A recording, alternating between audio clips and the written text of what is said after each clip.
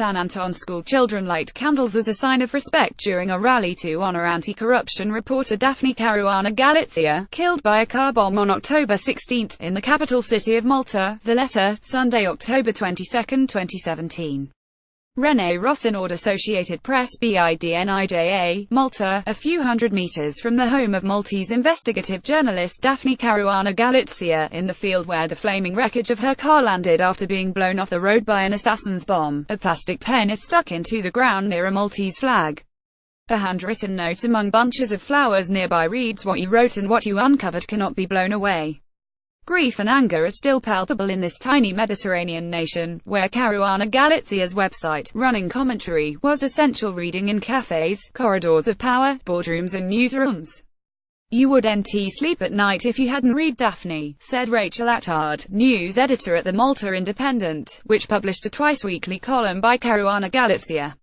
Nearly 2 weeks after the journalist's brutal death, police have said almost nothing about their investigation at the prospect of identifying suspects.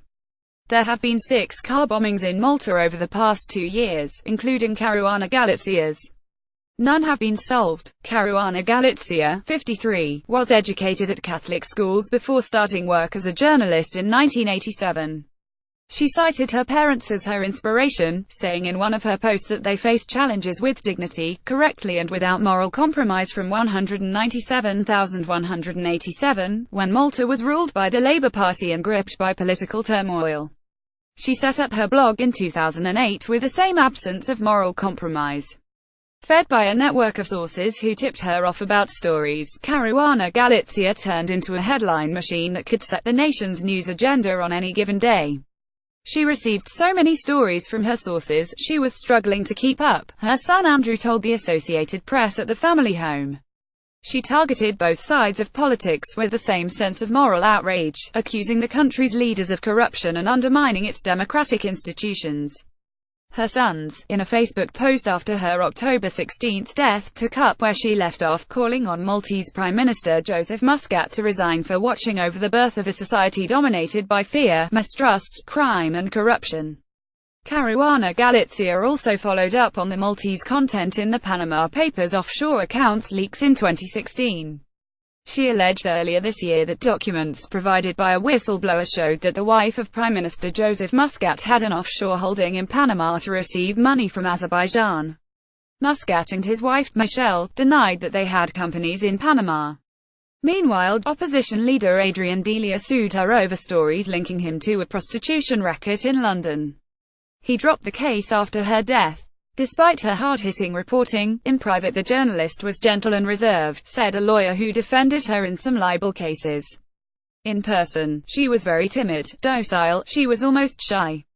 It was the opposite of what one wouldn't think if you were to read her blogs, her posts, her articles, said Roberto Montalto. Her life was not totally dominated by her hard-hitting investigations of corruption. She also edited a glossy, monthly lifestyle magazine called Tasteflair, which was distributed free of charge with the Malta Independent on Sunday.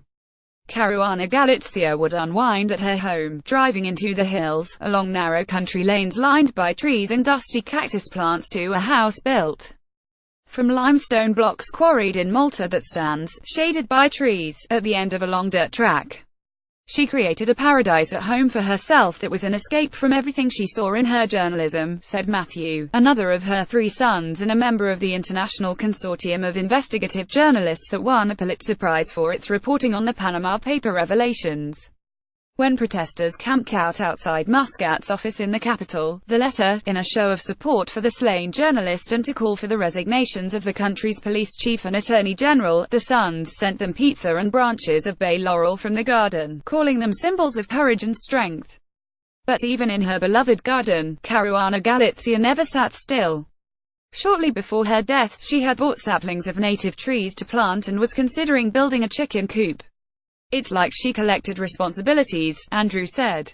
Her supporters in Malta are now hoping the outrage generated by Caruana Galizia's killing will spark change that could help this nation shrug off its reputation as a haven for money laundering and corruption. Greta Muscat Azzopardi, a 34-year-old project manager who was among those camping outside the Prime Minister's office, said the journalist was an inspiration. I haven't always agreed with what she posted, but I really believe we need to be okay with criticizing each other in public, she said. A lot of things get hidden because we are so afraid to criticize and challenge and question. Copyright 2017 The Associated Press. All rights reserved. This material may not be published, broadcast, rewritten or redistributed.